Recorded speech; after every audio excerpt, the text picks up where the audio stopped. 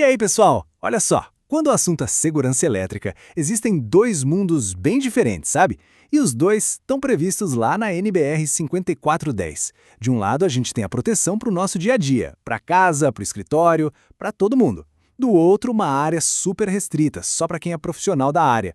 O perigo mora justamente em confundir esses dois mundos. Por isso, hoje, a gente vai entender de vez a diferença entre a proteção adicional, que é tipo o nosso anjo da guarda elétrico, e a proteção parcial, que é uma ferramenta para especialistas. Vamos nessa?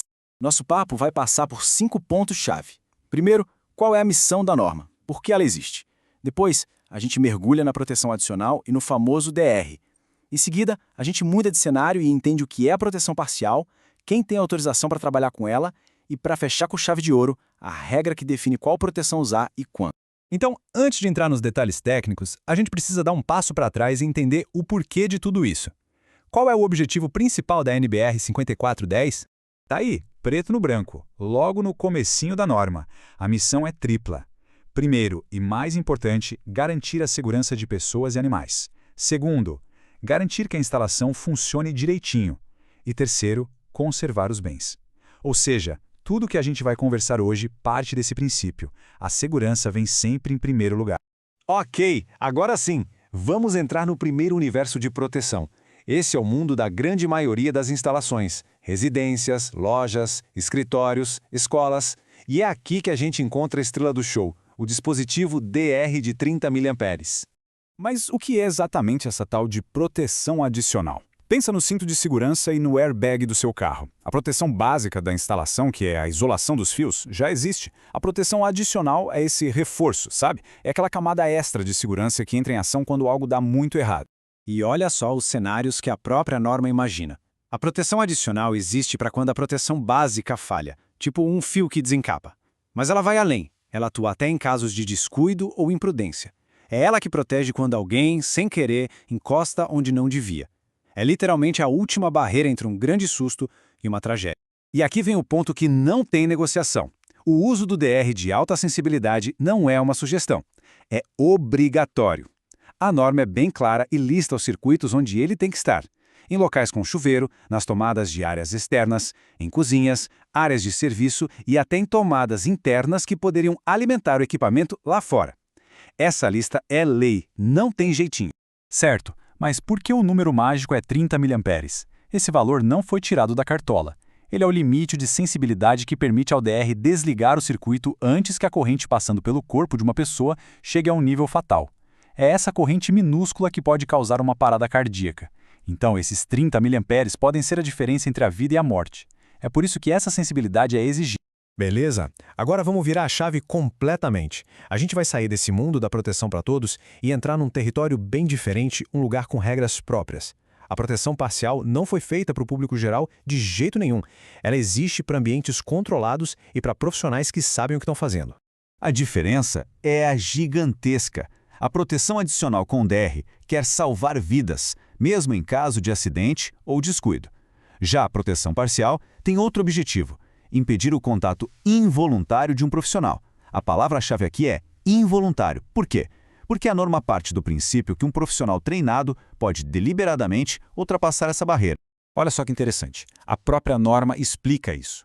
Uma proteção parcial, tipo uma grade, serve para evitar que alguém esbarre ali sem querer. Ela não foi projetada para impedir que um profissional que sabe dos riscos decida conscientemente acessar aquela parte. Nesse ambiente, a segurança depende muito do conhecimento de quem está ali. Um exemplo clássico de proteção parcial: o uso de obstáculos. Imagina uma grade ou uma tela na frente de um painel elétrico aberto. Ela impede que alguém tropece e caia ali dentro. Evita o contato acidental. E claro, essa barreira tem que ser bem fixa para não sair voando. Mas um profissional qualificado consegue removê-la para trabalhar. E não para por aí. Em situações muito específicas, a norma permite até omitir a proteção básica. Mas calma, as condições para isso são extremamente rigorosas. O local tem que ser muito bem sinalizado, com placas de perigo por todo lado, e o acesso precisa ser controlado, seja com chaves ou ferramentas especiais. Definitivamente, não é um lugar onde qualquer pessoa pode entrar. Isso nos leva a uma pergunta fundamental, né? Se esses locais são tão restritos, quem exatamente a norma considera preparado para entrar e trabalhar ali? A norma não deixa essa pergunta no ar, não. Ela é bem específica e classifica as pessoas pela competência delas em lidar com os perigos da eletricidade. A resposta está na famosa tabela 18 da norma. As pessoas autorizadas a entrar nesses locais são as classificadas como BA4 e BA5. A pessoa BA4, chamada de advertida, é alguém que foi informado dos riscos e geralmente trabalha sob supervisão. Pensa num operador de manutenção bem treinado.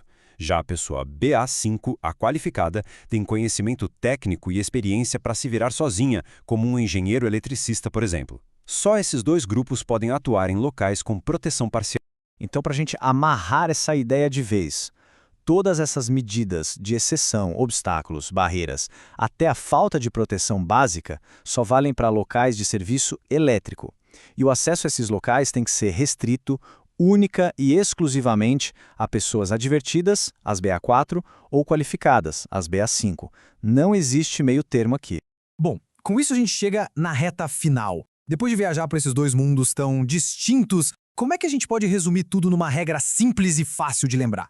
A regra de ouro é a seguinte: a proteção adicional com o DR é a norma, é a regra para 99% das instalações do nosso dia a dia. Já a proteção parcial é a exceção da exceção, aquele 1% reservado para locais muito específicos e profissionais altamente qualificados. O grande erro é tratar a exceção como se fosse a regra. E para ninguém duvidar da importância dessa regra, a própria norma traz essa advertência em letras garrafais. Desligar ou arrancar um DR não é resolver um problema de um disjuntor que cai. É eliminar uma proteção essencial e colocar a vida das pessoas em risco. Se um DR está desarmando, ele está fazendo o trabalho dele, avisando que tem algo errado que precisa ser corrigido por um profissional. Portanto, a mensagem final é essa, bem direta. Para a segurança de todo mundo, em praticamente todos os lugares, a regra é a proteção adicional com DR de 30 mA. Isso é o básico, é o fundamental. A proteção parcial é uma ferramenta de nicho, uma exceção que só se aplica a ambientes e profissionais excepcionais. E fica aí a reflexão final. A instalação elétrica que você conhece, na sua casa, no seu trabalho, ela está seguindo a regra ou está tentando aplicar a exceção onde não deve? Saber essa diferença não é só um detalhe técnico, é a base da segurança elétrica. E quando o assunto é segurança, não dá para ter confusão.